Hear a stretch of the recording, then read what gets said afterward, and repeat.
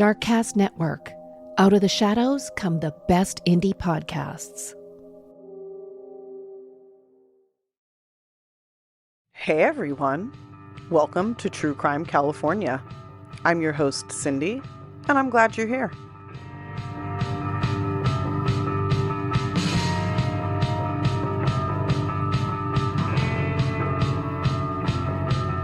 Welcome back to True Crime California.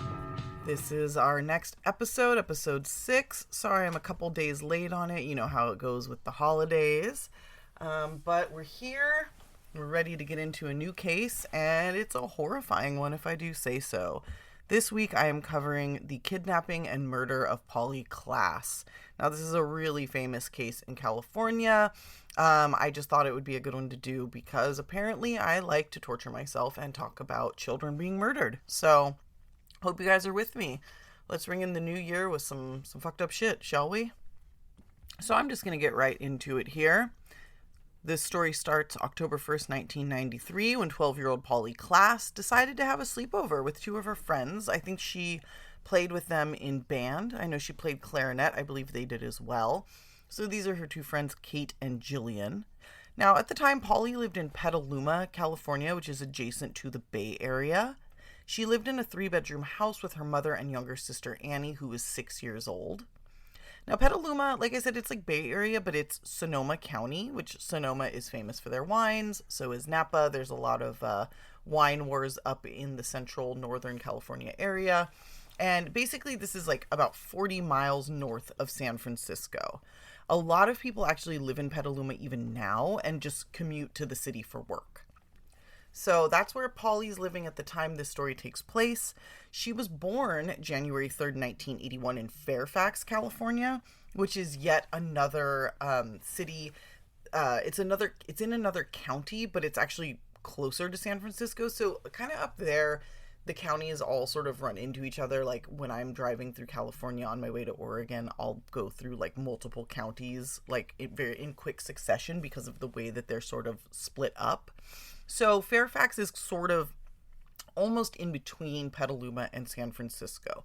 So keeping local to like the city, and her father actually, I believe, commuted to San Francisco from Fairfax when she was born. Speaking of her father, her mother and father had split up when Polly was pretty young, but they were very good at co-parenting. I believe she was only 2 years old when they split up. So by the time she was 12, they'd got into a rhythm. Her mother, Eve Nickel, had already remarried once and was unfortunately in the middle of her second divorce when this story takes place. Polly's father, Marc Klaas, ran a Hertz truck rental company, and I believe he did pretty well for himself. He and Polly were super, super close. They spoke every single day. They saw each other every weekend. Even though she lived with her mother, the two of them spent a lot of time together. And, while Marc was maybe doing pretty well, I think Polly's mom was doing the best that she could. I think it was a much more modest lifestyle that she, could provide for Polly, but it certainly wasn't bad by any means. She's essentially a single mother of 2 young girls at this point. At least 2 young girls. And I say at least 2 because I'll later talk about Polly's sisters. But often when the story is told, there's only mention of one sister, and I believe this is because the other sister was the same age as Polly and was the daughter of her, at that point, nearly former stepfather and his former wife. So I don't know that there's any blood relation between the second sister, but they were raised together. Polly's mom was married to this man for 10 years of Polly's life and 10 years of this other girl's life. So it was like they were very much raised together, even if there wasn't like a blood relation. So when Annie, her younger sister, and Jess talk about Polly, they both refer to her as their sister because that's what she is. So blood relation or not, Polly had 2 sisters, and often there's only the talk of the one Annie because that's who they were living with. But I'm going to talk about these sisters later, so I wanted to add some context. So Polly, she's a popular girl, super outgoing, pretty, lot of personality, very, very nice, very happy, just a normal 12-year-old girl growing up in Petaluma in the early 90s. And I want to mention just really quickly that I remember this story clearly because I was 2 years younger than her, almost exactly 2 years younger than her. Sure. She's born January 3rd. I was born January 29th. She's 1981. I was 1983. So I remember these stories. I was also living in Davis, which is, 50 miles, well, maybe like 100 miles away from San Francisco, just directly east at the time this took place. So this was a really, really big story. And I remember it really, really well, which is another reason I wanted to cover it, because the reason I chose to do California stories is because they interest me. They're personal to me because it's where I grew up. It's where I live. So anyway, getting more into the story. So, she's growing up in the 90s, normal girl, popular, happy. And like I said, she and her mom and little sister live in this house in Petaluma. It's not in the greatest area. Petaluma generally is not like a bad city. But it has its spots. It's like anywhere else. I would say, like, I looked it up, and like, it's kind of in the middle of like the national average for crime. So it's not particularly safe. It's not particularly dangerous. It's sort of just a city, right? This place now, I looked it up. It's 427 East 4th Street. It's worth over $1 million. Like, welcome to California real estate, right? But at the time, it was not the best area. And in fact, it was almost exactly between two parks that were pretty well known for having like a large amount of drug users and other sort of like shady people around. So it wasn't a great area to be kind of stuck between. So one park, Walnut Park, had a Greyhound bus stop next to it. And I don't know if you all know, but the Greyhound stations are like super sketchy. Just traditionally, any city where the Greyhound station is, like, it's not going to be a great area. And that being said, like I said, Petaluma isn't known for being super scary, but, there's better areas and worse areas. And they're in this sort of in-betweeny area, right? So anyway, it's October 1st, 1993. She's having her friend's sleepover, and Jillian shows up around 7 p.m. Now, the time hasn't changed yet, so around 7, it's still light out. So the girls go to get popsicles at the local convenience store, and they walk by the other park, I should say, which is called Wickersham Park. It's not super late, but it's getting dark. It starts to get a little sketchy, so the girls hurry back to Polly's house. Her friend Kate then shows up sometime just after 8 p.m., and the three go to her room to do makeup, hang out. They're, talking about their Halloween costumes. One of them does Polly's makeup to make her look dead, which I fucking hate that detail. It's just fucked up. Her mom is obviously home. Eve is home. And around 10 o'clock, she says, don't stay up too late. Have fun, but keep it down. Me and Annie are going to bed in the next room. Now, it was a 3-bedroom, but her little sister was only 6 years old, so would often sleep with her mother. So the two of them are going to bed in the room literally next door to Polly's. The girls keep playing for a short while. Then they decide to go get, like, pillows and blankets or sleeping bags and go to sleep on the floor in Polly's room. So Polly's like, I'll get them. She opens the door of her bedroom to go get, the sleeping stuff. And there is a grizzled man standing in the hallway facing her, holding a knife and a duffel bag.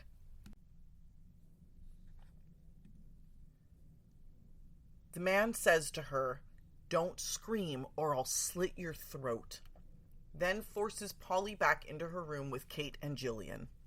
He then tells the girls not to look at him and to lay on their stomachs on the floor. He said, "I won't hurt you. I'm only here for money." Polly says, "Please don't hurt my mom or sister. They're in the next room." And apparently this kind of freaked him out, because I don't know that he knew the other people were home.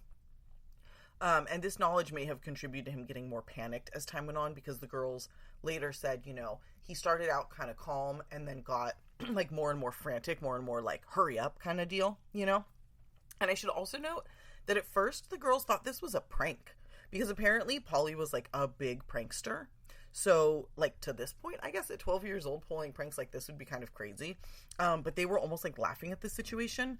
But after they were like tied with random silk and cords that he cut from Polly's Nintendo, like they started to realize like this isn't a joke. Also, Polly was terrified. She began crying. She said, "I'll take you the money. Like, just please don't hurt my family." So the man puts pillowcases over the girls' heads. He's, tells them lay on their stomachs, and he gags all three of them with this like weird silky fabric that he brought with him. And that's a point to note later. He brought fabric with him. He then said to the girls, "I'm going to take Polly." He asked them, who lives here? And Polly was like, "It's me." That's another thing to note. He asked which girl lived in the house. And she said, I do. So he takes her with, and he says, she's going to show me where the valuables are. I'm not going to hurt her. I'm not going to touch her. Count to 1,000, and she'll be back by then. Like, I'll bring her back within 1,000 counts. He makes a note to say he's not going to hurt her, which to me is suspicious, because it's one of those things, like, when somebody will say something and it's like, well, why'd you say that? Like, I wasn't even thinking that, but now I am. But obviously in this context, like, they might think he's going to hurt her, but it's just interesting how adamant he was that he wasn't going to hurt her. So he and Polly leave the room, and the girls count for a while, and they wait for just a couple minutes, and then they are able to untie each other, and they go and get Polly's mom, Eve. Eve searches the house really quickly, and then immediately calls police. Now, this time it's about 11 p.m. The man broke in just after 10:30, so it's been a pretty quick turnaround. He was only in the house for about 10 minutes, and police immediately take action. So, like, the turnaround time for this is not long. It's like less than a half an hour from the time she was taken till the time police were actually looking for her, which is great. The response time is wonderful, and they put out an APB, an all points bulletin for police to know to be on the lookout for this man. Now, the girls got to look at him, so they have like a description of at least what he looks like. They don't know if he's on foot, if he's in a car, but they know what he looks like. So the APB goes out, it has this information. However, here's the part where the cops fuck it all up, which I swear is the centerpiece of like every true crime story. Apparently, when they sent out the APB, they didn't want the media to know about the kidnapping, so they marked it as not for the media. And for whatever reason, this meant that it only went out on certain police channels and not all police channels, which, as you can imagine, poses a huge risk for a multitude of reasons. So not every police unit, not every, it would be like the local police know, but like the CHP don't know, for instance. And I think that's actually how it happened here. Like, the local police get the APB, but the state police do not, which is a fucking problem, right? So the police, they're searching day and night. They pretty much immediately call the FBI, which is a very smart thing to do. And the FBI takes action immediately, which is great. And of course, they then alert the media. So it's like a difference of like 12 hours before the media is alerted anyway, which is why it's such a bummer that they didn't just put it out from the beginning. The FBI immediately bring in a sketch artist to get a sketch together of this man. And I have to tell you, the man gets caught, just in case anybody doesn't know the story. He does get caught. I don't feel like it's ruining it to tell you. And the rendering is like spot on. The picture of this man looks like a fucking photograph. It's insane. And to get this from two 12-year-old girls is so impressive to me. Sketch artists are incredible. Like, to be able to just visualize what somebody is telling you when the information can be so vague and make it so accurate is unbelievable. Like, it's just amazing. Those people are so good at their jobs. So anyway, as many as 50 Petaluma police and 75 FBI agents began interviewing people in the area. They found a ton of witnesses to this kidnapping. Now, this is in the subsequent days after she goes missing. There is no sign of Polly. There is no sign of this man. They have no idea where she is, but they are working their asses off to figure it out. Now, some of the witnesses that they find are including, and this is wild, Polly's neighbors. Now, these are not next door neighbors.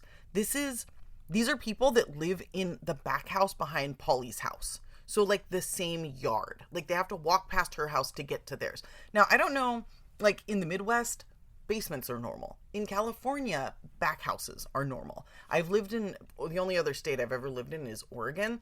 Back houses are not normal there. So I don't know if this is a normal thing in other states, but essentially in California, a lot of people will like convert their garage or take up part of like their lot to put a smaller house in the backyard. And it can be called a granny unit, an ADU, something like that. But essentially, it's a smaller house behind the main house where tenants live.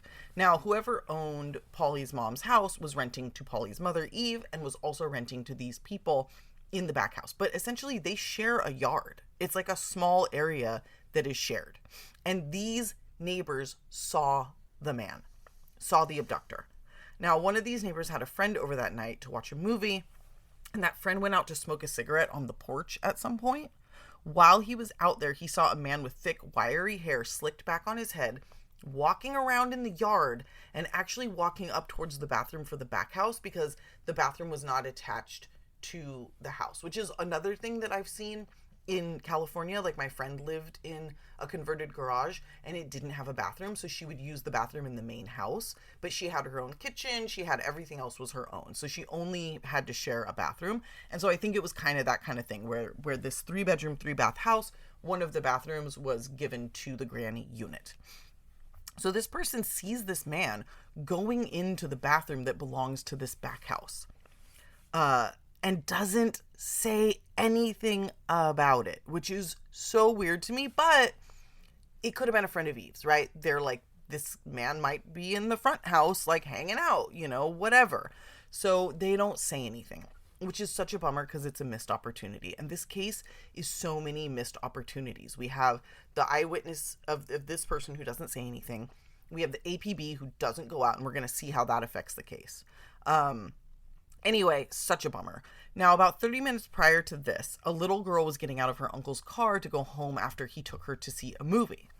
She noticed a disheveled-looking man with a duffel bag walking towards her uncle's car. She said to her uncle, I want to wait to get out until this man walks by. Because, again, she lives in this area. She's afraid of all the people in the parks, and she knows better. So she's like, can I just wait a minute? Now, this man does walk past, and not only does he walk past, but he actually looks into their car to see who they are. And as he's doing this, he puts his own hand up to cover his face so that they can't see him. So he can see them, but they can't see him. So he's trying to cover himself so people don't see him. Now, this is another important thing. We have him asking who's in the house. We have him coming with cloth, and we have him hiding his face from people, which to me means that this man knew what he was looking to do. But I'm getting ahead of myself, but I just want to keep calling this out. So anyway, these witnesses all kind of help put the sketch together, and they also create something of a timeline and gave cops more to go on. Sadly, this doesn't really amount to much. Well, maybe a little bit later, but not at the time. And meanwhile, the media is going wild with this. This is national news. Like I said, I lived in California, so it made sense that I would know it. But this was one of those cases. It was like John Bonet. Everybody knows it. Polly Klaas is like a household name for anybody around my age. Anybody around my age, you say Polly Klaas, and they're like, ugh, terrible case. Terrible story. So, anyway, the media is going nuts. And Winona Ryder, Winona Ryder was born and raised in Petaluma, and so she offered $200,000 for any information leading to, or for the safe return of Polly. That's what it was, not information. She said, if somebody returns her safely, I will personally give them $200,000 out of my own money. That's how dedicated she was to finding this person and how close it was to her, right? However, even with this reward, nobody came forward with anything concrete, despite the police and FBI getting over, I think it was like 3,000 tips over the span of only 8 weeks. So there's a lot of tips that come in, but nothing really concrete, nothing that police can really go on. They have a really good sketch of this guy. They have a timeline, but he seems to have just disappeared into thin air. And now it's been 60-something days, and they are just as far as they were on night one. Luckily, finally, on November 27th, 1993, Dana Jaffe called police with some very disturbing information. Now, first, I want to say that when Eve first spoke with police, she said nothing was taken from the home, which is interesting because he said he wanted to rob it, but he didn't take anything. However, after a time, it was discovered that a single pair of knitted red tights were taken from Polly's drawer, which is so fucking creepy and horrifying.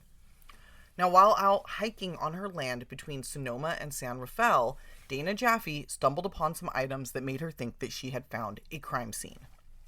These items included an adult-sized dark sweatshirt turned inside out, a knotted piece of white silky cloth shaped like a hood, and a pair of child-sized red knitted tights, which were knotted at the knee. They also found a condom and a condom wrapper, which is just fucking beyond. Now, police come the next day. I don't know why they didn't come the same day, but on November 28th, they arrive, They find these items and pretty much immediately tie them to Polly. Now, of course, they searched the area very carefully as they figured, they might find her body if she was in fact dead, which I hate to say, but I think at this point everybody was expecting that, especially after finding these items. However, they did not find her body, but they did get information that blew the case wide open, finally. And this is the ultimate story of a missed opportunity. If I've ever heard one, this is it. But I also, and again, I'm getting ahead of myself, I don't know that it matters, and I'll explain. So when talking to Dana, the property owner, she told them, this is the second time I've called you guys in about 2 months. She said, on October 1st, the night of October 1st, I had police on my property because I found a man trespassing here. Now, Dana had been at work. She was a chef, and so she'd been at work, and she had a woman babysitting her 12-year-old daughter, which I love that she had someone looking after her 12-year-old daughter. I think that is very smart. They live alone in a secluded area. People think, 12 years old, you can take care of yourself. No, you can't. No, you can't. Polly Klaas was 12 years old. So I love that she had a babysitter. So Dana drives up her long, secluded driveway to her home, has a brief conversation with the babysitter, and the babysitter then drives down that same driveway. Now, by the time the babysitter drives down that driveway, she pulls up on a man whose car is stuck in a ditch on the side of that road.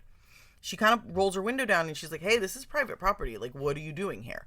And the man, who is disheveled, has black, wiry hair that's going gray, slicked back. He's sweaty. He's covered in leaves. He seems completely wild. He's just freaking out. He essentially attacks her and is like, get out of your car and help me move my car, and is like really scaring her. So this babysitter speeds away as fast as she could away from the house. She goes to a payphone and she calls Dana because there weren't cell phones back then. So she tells Dana, hey, there's some weird fucking dude like the bottom of your driveway. Like, his car seems to be stuck, whatever. Dana, instead of calling the police, gets a baseball bat and drives down there, which, like, okay, I get it. I might do that too. Don't do that. If this ever happens to you, just call the cops. She sees the man stuck on the side of the road. He's asking for help. She drives back up. She calls police, and police come down and they meet with this man. Now, everybody who saw him that night commented on how he was like profusely sweating. He was dirty. He had leaves in his hair. He smelled so super strongly of alcohol, which really, really bothers me. That point bothers me because he's driving a car and he smells like alcohol. I mean, that's all you need. Detain him. Something, right? So police arrive. They ask him what happened. He said, I was out sightseeing and ended up stuck. And it's like, why are you sightseeing in the middle of the night? It's like 11:30, 12 in the morning. Why are you on private property? But police are kind of like, okay, whatever.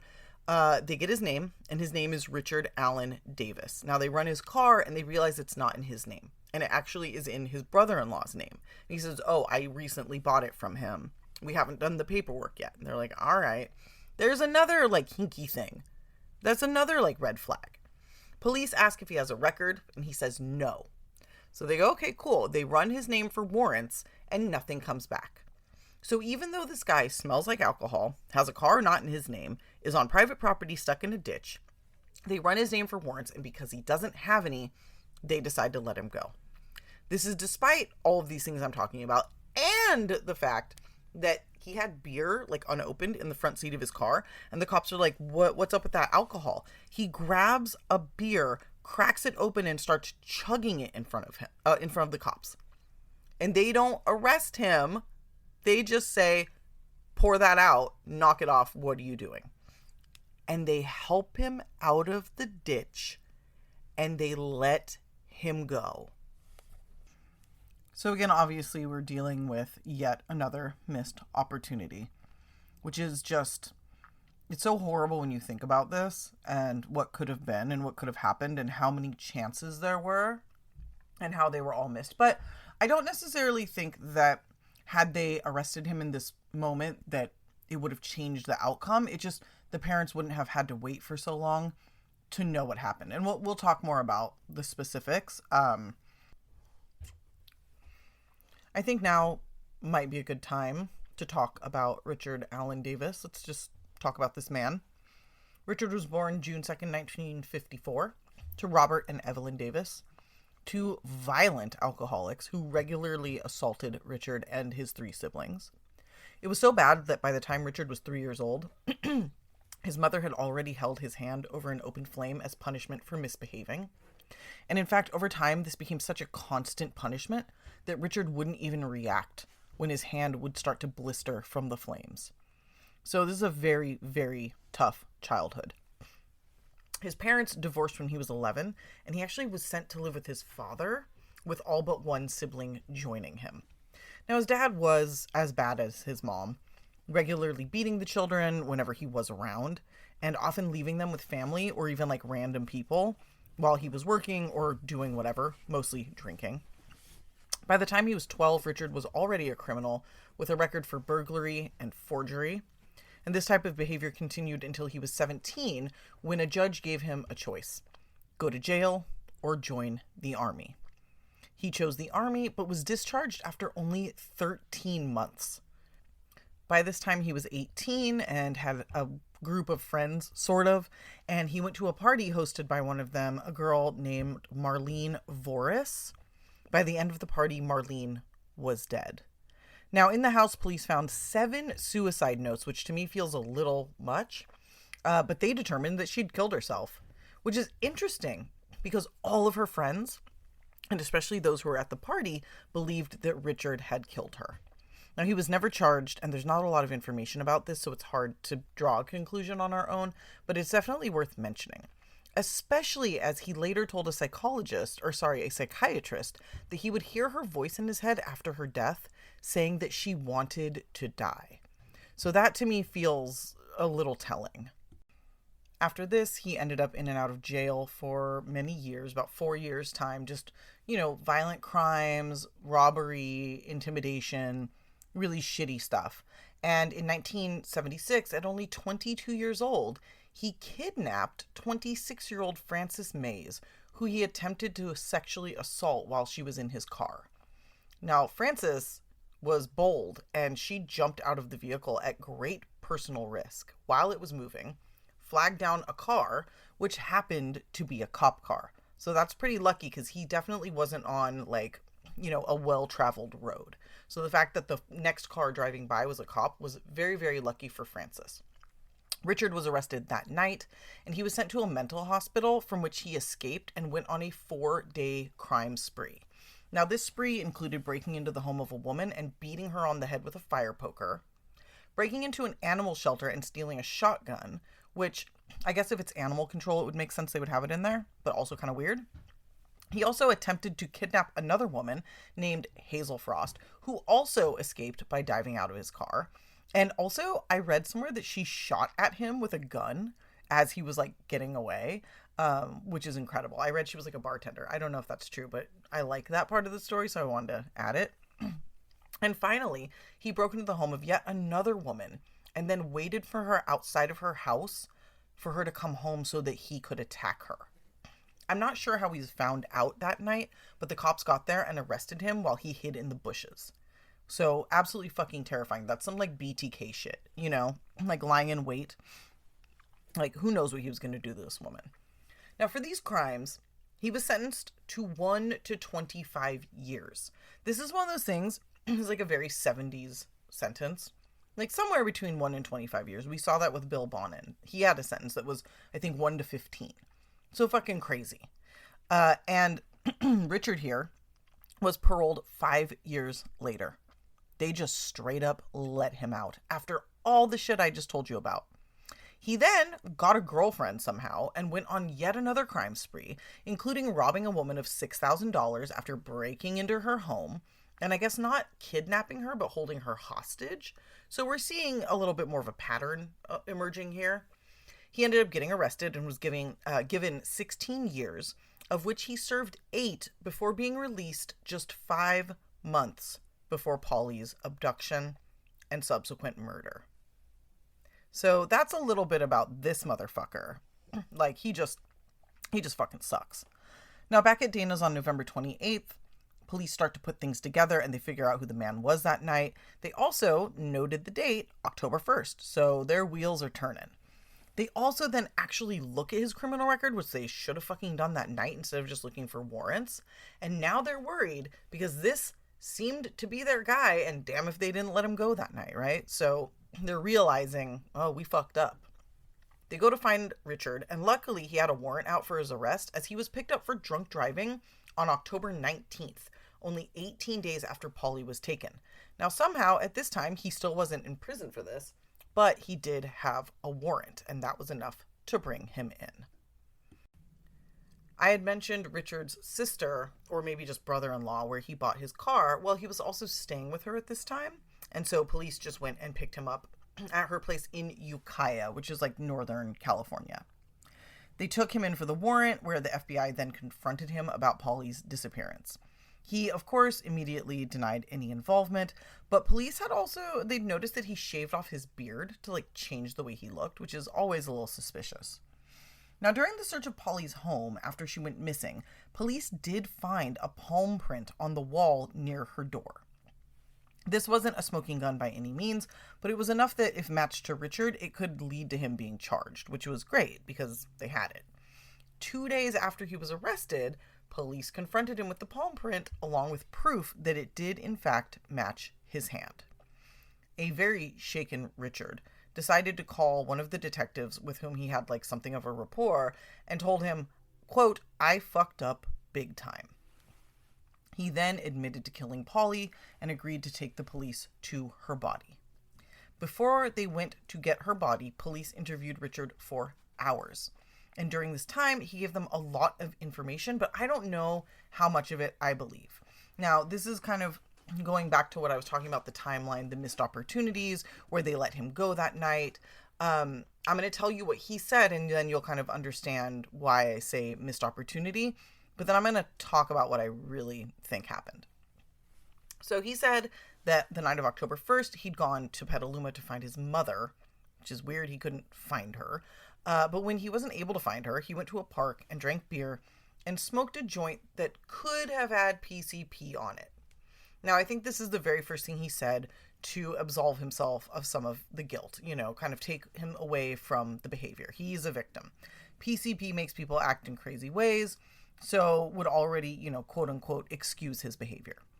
He also said that after smoking the joint, this is going to shock anybody who knows anything about true crime, he doesn't remember too much of the night. Of course. He said he remembers going into a house to rob it. Remember, he says that, to rob it. And hearing voices in one of the rooms. He was standing outside the room when a girl came out. This is obviously Polly. Richard said he remembers tying the girls up, but the next thing he remembered was driving with Polly in the car. Because of course he doesn't remember the horrific shit he did that night. Just like he didn't remember the myriad other assaults, robberies, and other things he did his whole life. And it would also make sense if he's so fucked up on this supposed PCP that he didn't take anything from the house, even though according to him, the whole point of going was to rob it. And all he ended up taking was a little girl and her stockings. So he then said, he remembered a little bit about being in the car with Polly, including that she had said her bindings were too tight and her hands were going numb. And I want to point out that he didn't say that he loosened the bindings. He just remembers her asking him to. This guy's a fucking monster. He also said that she repeatedly asked to go home. He said, he drove around for a little while until he became stuck on Pythian Road, which is where Dana lived. He said that while he was trying to get his car unstuck, he hid Polly in the trees, leaving her alone. He also said that he untied her before doing this. So he left this 12-year-old who wanted to get away from him more than anything, alone and untied, just on a hillside surrounded by trees, while he then tries to unstick his car. He's 100 feet away from her with cops, and she doesn't come out. This is the story. This is like the official story. He said, I just left her on the hillside, left her sitting in the grass, went and tried to unstick my car, talked to the cops. He then said that after the cops helped him unstick his car, he drove away and came back 30 minutes later. And she was still there waiting for him. Now, this is so much bullshit It's unreal how ridiculous the story is. But he never changed it. He was like, no, that's what happened. That's what happened. She sat and waited for me. It's like an unrestrained kidnapping victim who's 12 years old, who can hear police, sat there and let them leave, and then watched or heard you drive away, continued to wait for you? No fucking way. Anyway, this is what he says. So he said he then went back and got Polly, got her in the car, took her to a gas station to pee, and that after she went pee, which also there's no record of this, nobody ever saw them at a gas station. There's no proof of this at all. He said after she went pee, he decided that he had to kill her because he didn't want to go back to prison for kidnapping. And it's like, this is such bull. Like, the only thing he did in that house was take the little girl. So why? Why would he take her if he was trying to rob the house? Like, it's obvious that his whole plan, in my opinion, was to take her and probably sexually assault her and kill her. The fact that he asked who lives here, the fact that he's walking around the house, the fact that when other witnesses saw him, he hid his face. Like, this man knows what he was doing. He tried to play this off like, oh, I got high, randomly tried to rob a house and ended up with a little girl and didn't know what to do. And it's like, who on earth is going to believe that? And there's other things that this man does later on that let you know what like an immature idiot he is. And it makes sense that he would think he would get away with that story. I'm sorry. This story makes me really angry. So I'm getting like real sassy, but I fucking hate this. So he then said, you know, I strangled her to death. Presumably in his car. I don't really know. He then made sure to note that he dragged her by her neck into the bushes somewhere. So again, according to his story, if police had arrested him in that moment when they saw him, Polly would still be alive, which is absolutely not true, in my opinion. Why would he have been covered in leaves and sweating profusely if he had simply walked her into the woods?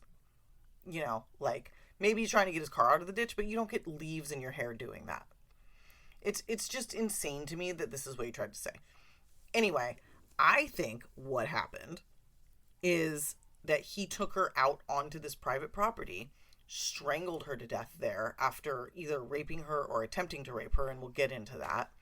And as he was leaving, his car was stuck. He's panicking, sweating, freaking out because he's going to get caught, and then somehow doesn't get fucking caught. And I think when he says he went back to get her, he isn't lying. He drove away and came back 30 minutes later and got her body because now he knew he was tied to that scene.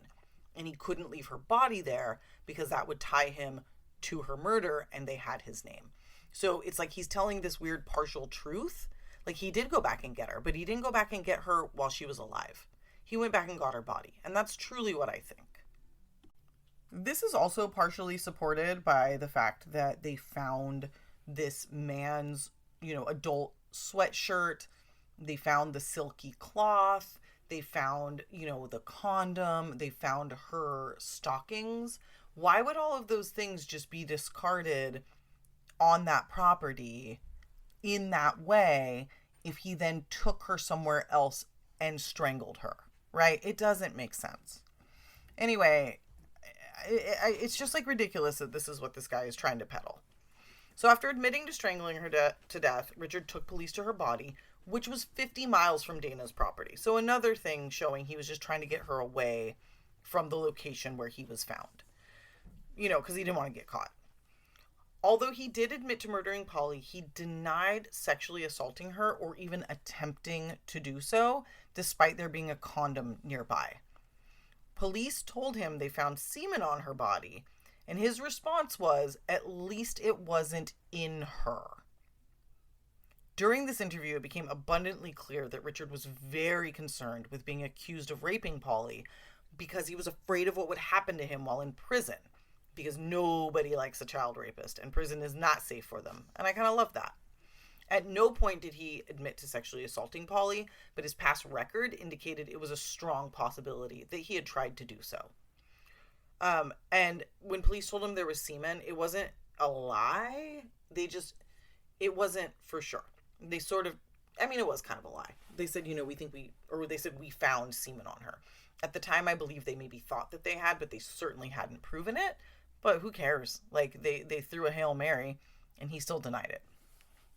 When her body was found, it was partially mummified and partially decomposed. And it also showed signs of animal activity. I'm not going to get into the details. There's 100 podcasts that say this part. I'm not going to do it. So it was bad, and they couldn't determine the cause of death. So they kind of had to go with what Richard said, at least in that regard. But they did test the items found. Not a lot turned up to prove sexual assault. The condom had no semen in it, didn't have fingerprints on it, and it wasn't found exactly at the crime scene, more like nearby, which I still think that he attempted to assault her. I think that was the whole point of what he did, but they couldn't really prove it. However, the cloth found on Polly's body was also found in Richard's car, as were two of Polly's hairs. Some of Richard's hair was found in Polly's room, and there were fibers on Polly's body that matched his car. So all in all, this is a slam dunk case. They also said like the silky hood that they found at the supposed not crime scene was probably what he used to strangle her. As for the sexual assault, which was less of a slam dunk, the prosecution wanted to prove this so that he would get the death sentence, but it was a little bit harder. So prosecutors told a story wherein Richard had scouted Polly's home before abducting her, which I believe completely feasible, given he'd already been caught lying in wait previously, so he definitely stakes out homes of women. They said he had planned to take her all along, as evidenced by the lack of missing items in the house, which, yes, 100% agree. And while he said he was only there for money, no money or valuables were touched. Only Polly and her stockings, which is fucking horrifying. And also, like, dude, you could have, if you wanted to sell the story, you could have at least taken something. But I'm fucking glad he didn't. The guy's a moron. As for the sexual assault, prosecutors said that even if he wasn't able to do so, he had attempted to rape Polly, hence the condom and the possible semen on her body. And the reason they couldn't prove it was semen is it was just too degraded, because she had been in the, exposed to the elements for too long. But there was some sort of fluid on her, and when put under, particular light, it did shine. So they thought it definitely could be. Also, he has this pattern. He has a way of behaving criminally. Why would this be any different? Now, in the end, he was found guilty on all charges, including, I think, like attempted sexual assault, and given a sentence of death. Before he was sentenced, he was able to make a statement. This boils my blood. Like, the first time I read this, I teared up because I just felt horrible for this family, and now I'm just in a place of like, I hate him so much. So, before he was sentenced, he got to make the statement. Before he was sentenced, when he was found guilty, he used the opportunity to flip off the news cameras in the courtroom, as well as wink at them and blow them a kiss, which is just like cool guy behavior. Like, he's so cool. He's so edgy. It's like, you're a fucking child murderer. Like, fuck you. I'm so sorry. I'm getting really heated here. Anyway, just very immature behavior. When it came time for him to make a statement, this dog turd of a human did nothing to show even a hint of remorse. Instead, he complained that he was, quote, tricked into confessing, that his Miranda rights weren't read to him, and that just before killing Polly, this is the part that boils my blood and makes me want to, like, rip all my hair out. He said that she said to him, quote, "Just don't do me like my dad," implying that her father sexually assaulted her. And I mean, you guys, I'm against the death penalty, but sometimes these people make it real hard to keep that opinion. The judge actually said something similar while sentencing Richard. He said, "Mr. Davis, this is always a traumatic and emotional decision for a judge. You've made it very easy today by your conduct." And like, I hear that. Polly's father, Marc, attempted to attack Richard after he made the statement, but was held back by guards who probably felt really terrible having to stop him. I bet they would have loved to let him go. Meanwhile, Polly's grandmother sobbed in the background. I mean, this guy, he's just hell-bent on ruining these people's lives, and for no fucking reason, for no reason. It's so insane to me. Richard Allen Davis is still on death row to this day and will likely die there despite multiple appeals, all of which have been denied. Even though he has not won any appeals and he hasn't been taken off of death row, He very likely won't be put to death, as Gavin Newsom has put a moratorium on the death penalty in California since, I believe, 2019. And the last prisoner to be executed in California was in 2006 when Arnold Schwarzenegger was governor, which is why you shouldn't have actors be governors. But whatever. So Marc Klaas is very upset by this. He really does not like the moratorium.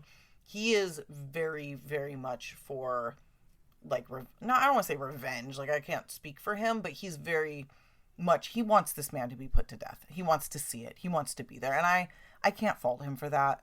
I mean, it's his little girl, and she died a really terrible, tragic death. So I do not fault him.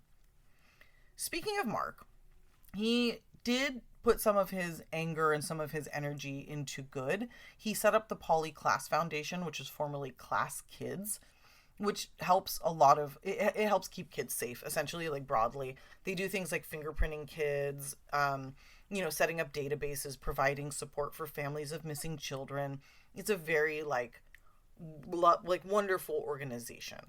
It does also do a lot of work with legislation to try to help keep kids safe, but a lot of people see it as being too conservative in its approach and what it stands for, which I think is tied to, like, the death penalty. Marc is very, like, pro that, and I think the organization sort of reflects his feelings. Now, as we all know, or maybe not, in California, and actually across the nation in many states now, there's something called the 3 strikes and you're out law. And now this law was passed in March of 1994, in large part because of what happened to Polly. So politicians saw this cute, let's just say a middle-class white girl, get abducted from her home by a man with a very lengthy criminal record, and they jumped on the opportunity to turn this into a political situation.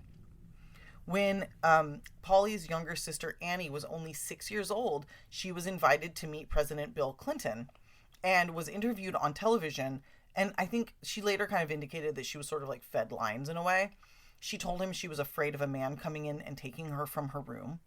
She said that she booby-trapped her room with bells and ropes to keep people out. And she looked Bill Clinton in the face and asked him, quote, "Do you think I'm going to grow up? Or do you think I'm going to get to grow up?"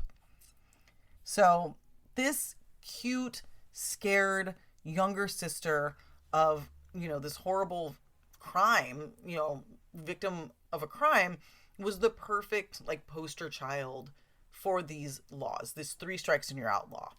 And this was used to put criminals away. And she, I'm going to tell you right now, she does not love it. She has come out in her later life. I mean, she's, like, younger than me, but in her, like, I think she's, like, maybe 30 something at this point. She has come out and been against the death penalty and been for prison reform. And we'll talk about why. So essentially, the 3 strikes law is meant to be it was supposed to be for violent crimes. So you do 3 violent felonies. By the 3rd one, you're 25 to life, right? The problem is when they put this law together, they slipped in another word there: serious or violent crimes. So if you're convicted of 3 serious felonies, even if they're non-violent, you can be put away for life. Now, as you can imagine, especially, it was co-signed by Joe Biden. You can imagine, especially back then, this was used to disproportionately jail and put imprison people of color, people, who the working poor, people who didn't have money, people who weren't from good areas. I mean, it was a racist, classist bill from the start, and it was absolutely used that way. Now, very unfortunately, versions of this law, which, also doubled the sentence length for second strikes, were adopted in 23 other states. And in September of 1994, Congress passed the notorious federal crime bill, which is the one that Joe Biden sponsored. And that has a 3 strikes sentencing provision. So it's just nationwide, like racism, classism. It's like, oh, they're violent crimes, or just like what we consider serious. Do you know how many people are in prison for the rest of their lives for smoking weed? It's unreal. Now, about this law, Annie said, quote, "A lot of people see this history as something that is separate from themselves. But in our case, we have a really deep connection to this crisis. It's such an injustice that the sum of Polly's life was turned into this harm for others. The story that was told about Polly was used to pass these incredibly terrible laws, and it always felt like a distortion of the truth. Now, Annie and her sister Jess, who, like I said, maybe wasn't blood related to Polly, but definitely grew up as her sister, they contacted the ACLU in California in 2019 and said, we want to fight against these laws that were passed in our family's names. Like, how can we help repeal it? What they've done is they've started foundations. You can look them up online. They started speaking publicly about these laws. They started talking about how harmful these are to people. And I want to take this, I'm pretty sure they've talked about this as well, but I want to take this a step further and say that we are starting a very dangerous trend of privatizing prisons in our nation. Now, we are a capitalist nation. If anybody knows anything about this, that means that if something is privatized, it is for profit. The only way that a capitalist society can grow, or a business within a capitalist society can grow, is by continuing to add to their numbers. So private prisons want more prisoners. So we are allowing our country to be taken over by private prisons who have a stake in more and more people going to prison every year. And then we have laws like this that come out and make it so easy to imprison people for the rest of their lives for things that shouldn't maybe even be illegal. Nonviolent drug crimes, things of that nature. It's absolutely terrifying. And I just want to say that while I absolutely see where Marc Klaas is coming from, I am so proud. I don't know them, but I'm so proud of Polly's sisters for taking the stand that they are, because they were so hurt by this. They were so hurt by this murder. They were so scared. Their family was destroyed, but they chose to see through that and understand the broader implications of our justice system and how their sister's name was being used to wrong people. I don't know that anybody, myself included, realized how much of my personality was going to come out in this case. But this case is really emotional. It's personal to me because I grew up in the area at this time. She was only 2 years older than me. And I've seen the way that privatizing prisons, that these 3 strikes laws have really harmed the greater community. And we're all members of this community, all of us. And I understand that on its face, it seems like a good idea. Like, yeah, Richard Allen Davis shouldn't have been out of prison at that time. It's horrifying that he was. But what it comes down to is, instead of continuing to focus on, putting people in prison who are actually dangers to children, we're using it to put away like drug users. We're using it to put away people that really shouldn't be a part of that conversation. And it's really a bummer. So anyway, that's kind of the case. It's a really sad, horrible case. I feel for the family. It's just terrible.